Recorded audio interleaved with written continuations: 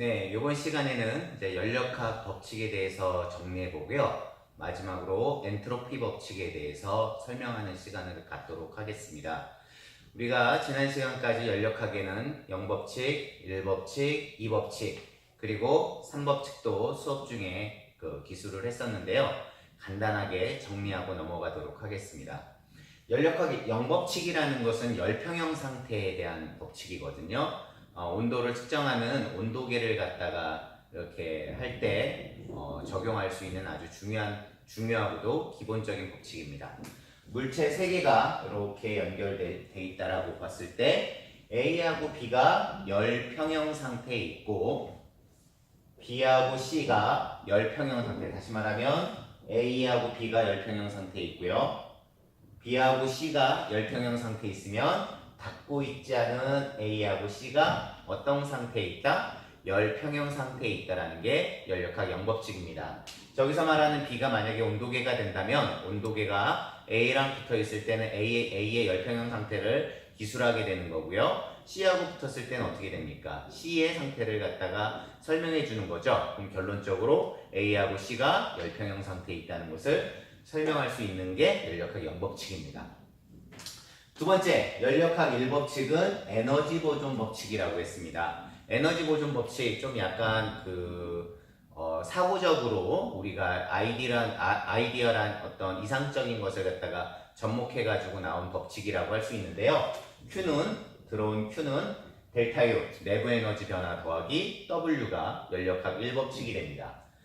이 연력학 1법칙은 자연현상에서 된다 안 된다라는 것을 판단해 줍니다. 기본적으로. 연력학 에너지 보존 법칙이 안 되고 만약에 에너지가 증가하거나 이런 일들이 벌어지면 자연현상이 일어나지 않게 되는 거고요.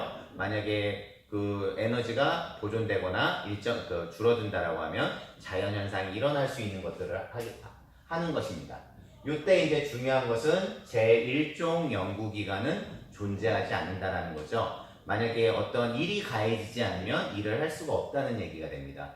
옛날에 존 어셔의 작품이, 유명한 작품이 있는데요. 물이 이렇게 흘러가다 보면 다시 제자리로 되돌아오는 거죠. 무언가가 위로 올렸을 때 다시 떨어질 수 있는 그런 것들이 가능한 것인데, 이거는 제1종 연구기관, 다시 말하면 어떤 에너지의 투입 없이 일을 할 수 없다라는 게 제1종 연구기관은 없다라는 겁니다.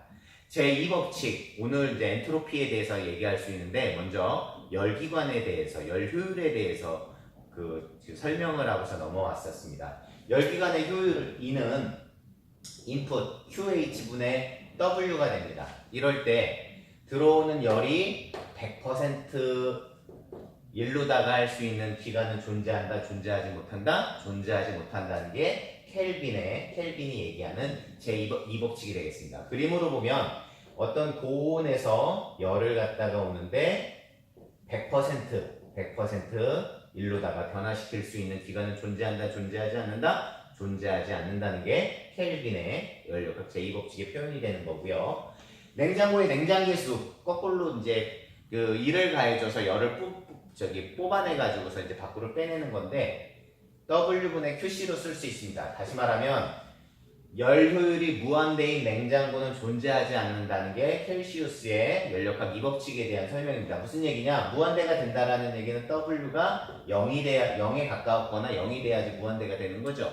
그러면 일 없이 QC를 뽑아낼 수 있다, 없다? 없다라는 겁니다. 다시 말해서 일 없이 저온 TC에서 고온 TH로 열을 빼낼 수 없다라는 게 연력학 제2법칙 냉장고로다가 설명하는 거가 되겠습니다. 마지막 카르노 기관에 대해서 이제 설명을 했었는데요. 카르노 기관은 뭐냐면 두 온도 차이에서 작동하는 기관 중에서 효율이 가장 좋은 기관을 카르노 기관이라고 했습니다.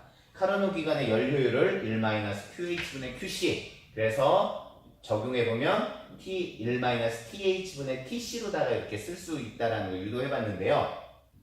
만약에 열기관이 1인 기관이 존재한다면 TC가 얼마가 돼야 될까요?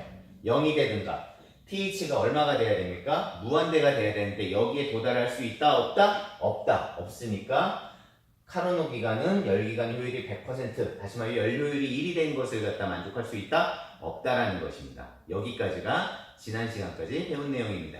네, 이제 마지막으로 엔트로피의 개념으로 연력학 2법칙에 대해서 설명하도록 하겠습니다. 엔트로피, 들어본 친구들도 있고 안 들어본 친구들도 있는데요. 일단 생소한 개념인 것은 맞는 것 같습니다. 어쨌든 엔트로피에 대해서 한번 설명해 보고요. 그게 연력학 2법칙하고 어떤 관계가 있는지 설명해 보도록 하겠습니다. 이제 엔트로피에 대해서 설명할 때는 일단 가역 과정을 갖다가 가정하는 게 중요합니다. PV 그래프에서 어느 한 포인트에 점이 찍힌다는 것은 그 상태에서의 연력학 상태를 갖다가 연력학 상태에 대한 정보를 알 수 있다는 거죠. 압력과 그 다음에 부피, 그 다음에 온도 같은 것들을 알 수 있다는 얘기가 되겠죠. 다른 한 포인트로다가 이제 가는데요. 지금 자연계에서는 한 포인트에서 다른 포인트로 가는데 비가역 과정입니다. 비가역 과정이라는 것은 A에서 B로 가는 중간중간의 정보를 모른다는 얘기죠. 그래서 이렇게 비가역 과정일 때는 우리가 알 수 있는 정보가 매우 적기 때문에 우리는 가역 과정으로 다 생각을 합니다. 가역 과정이라는 것은 뭐다? 어떤 열적 평형 상태가 있을 때, 어떤 연력과 평형 상태가 있을 때 약간만 움직여서 되돌아갈 수 있는 것을 갖다가 만들면 이거는 가역 과정이 되고, 그걸 쭉 이으면 어떤 선으로다가 나타내주는, 다시 말하면 연력학 과정에 대해서 알 수 있는 거죠. 그 과정에는 여러 과정들이 있는데 이렇게 선으로 나타나면 어떤 상태가 되는 것이다? 가역 과정이 나타나게 되는 겁니다. 이럴 때 새로운 개념 델타 S를 정의하게 됩니다. 델타 S는 뭐냐면 T분의 Q입니다.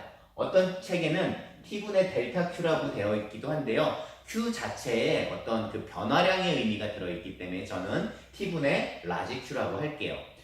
이렇게 정의된 델타 S가 어떤 특징을 갖게 되냐면 중요한 두 가지 결과가 생깁니다. 이렇게 계산한 델타 S 값은 첫 번째로 경로에 무관한 함수가 된다는 겁니다. 경로에 무관하다는 얘기는 뭐냐면 처음점과 나중점의 함수가 된다는 얘기죠. 아까 A에서 B로 가는데 경로에 무관하다는 얘기는 이런 다양한 경로가 생길 수 있는데 처음점하고 나중점만 같으면 그 결과값이 어떻게 된다? 같다라는 경우가 생긴다는 겁니다. 자, 그러니까 어떻게 돼요? 대부분의 우리가 자연현상에서 일어나는 현상은 비가역 과정이라고 했었어요. 그러면 그걸 해석할 때 어떻게 해주면 된다? 아무거나 우리가 해석하기 좋은 가역 과정을 갖다 생각을 하면 처음점과 나중점의 함수가 돼버리니까 우리가 자연현상에서 일어나는 비가역 과정도 설명할 수 있다는 겁니다. 두 번째, 자연현상에 적용하면 델타 S가 항상 0보다 크다는 값이 나타나는 겁니다. 그러니까 자연현상에 대해서 T분의 Q를 갖다가 더해버리면 어떻게 된다? 0보다 크다는 거. 그러니까는 모든 자연현상은 델타 S가 어느 방향으로 흘러가고 있다는 거다? 0보다 큰 방향으로 흘러가고 있다는 얘기가 되겠습니다. 열기관에서 한번 적용해 볼까요? 델타 S는 TH분의 QH 빼기 TC분의 QC가 뭐한 방향으로 흘러간다? 0보다 큰 방향으로 흘러간다는 게 엔트로피가 되는 겁니다. 이거를 갖다가 다른 말로 뭐라고 한다? 엔트로피의 법칙이라고 합니다. 자연현상은 델타 S가 어떤 방향으로 흘러간다? 0보다 큰 방향으로 흘러간다는 얘기가 되겠습니다. 문제에 한번 적용해 보도록 할게요. 부피가 V에서 2V로다가 자유팽창은 순간적으로 확 커지기 때문에 되돌아갈 수가 없어요. 그러면 V에서 2V로 커지는 그 중간 과정을 우리가 알 수가 없습니다. 그래서 이제 우리는 어떻게 한다? 가역 과정을 생각해서 풀어줄 수 있다는 거죠. 델타 S인데 우리가 미소 변화로 해가지고서 더해주는 걸 생각하면 ds는 t분의 q의 인테그럴이라고 쓸 수 있고 t분의 q는 연력학 제1법칙에서 어떻게 쓸 수 있죠? du 플러스 pdv로 쓸 수 있습니다. 그러면 du 이거는 우리가 어떻게 되죠? ncv dt로 쓸 수 있죠? ncv, cv는 뭐죠? 정적 몰비열 더하기 p는 pv는 nrt에서 v분의 nrt를 대입하면 v분의 nrt dv로다가 쓸 수 있습니다. 결론적으로 말하면 인테그럴 t분의 ncv dt 더하기 nr의 v분의 dv로다가 이렇게 적분이 되는 거죠. t분의 dt, v분의 dv 우리 많이 적분했었죠? 무슨 함수가 나옵니까? ln 함수가 나오죠? 그래서 ds는 ncv ln t1분의 t2 더하기 nr의 ln v1분의 v2가 되는 거예요. ds를 구했는데 그럼 어떤 걸로 나오는 거예요? 지금 t1이라는 처음 상태, t2라는 나중 상태, v1이라는 처음 상태, v2라는 나중 상태. 결국은 처음점과 나중점의 함수가 된다는 게 가장 중요한 사실이 되겠습니다. 만약에 이렇게 자유팽창하는데 우리가 해석하기 좋은 게 뭐가 있을까요? 등온 과정을 생각해 주기 좋겠죠? 그 많은 과정 중에서 등온 과정을 생각하면 T1하고 T2가 똑같단 말이에요. 그러니까 앞에 부분이 사라지니까 등온 과정에서 DS는 어떻게 쓸 수 있다? NR, LN2. 다시 말하면 부피가 V에서 EV로 자유팽창하는 것은 등온 과정이라고 생각해서 DS는 NR, LN2로다가 이렇게 엔트로피가 변했다라는 것을 계산할 수가 있습니다. 엔트로피에 대해서 또 다르게 정의한 사람이 누구냐면 볼츠만이라는 사람입니다. 볼츠만이라는 사람은 엔트로피의 변화를 얘기한 게 아니라 엔트로피가 KB의 LNW 오메가라고 되어 있는데 오메가는 경우의 수입니다. 이렇게 정의를 하고서 확률로다가 이제 표현하게 되는 겁니다. 이거 한번 생각해 볼까요? 방이 두 개가 있는데 입자가 n개가 있다라고 한번 보면 이 방 안에 들어갈 수 있는 입자의 그 경우의 수는 어떻게 된다? 2의 n승이 됩니다. 그럼 한번 엔트로피는 어떻게 되죠? 엔트로피는 KB의 LN의 경우의 수가 2의 n승이 되고 그럼 앞에 있는 그 지수가 앞으로 날아가면 NKB LN2 볼츠만 상수 알지만 어떻게 되죠? 아보가드로 넘버 분의 기체 상수가 돼서 이렇게 쓰면 NA분의 N은 몰수 기체 상수 LN2라는 결과가 나옵니다.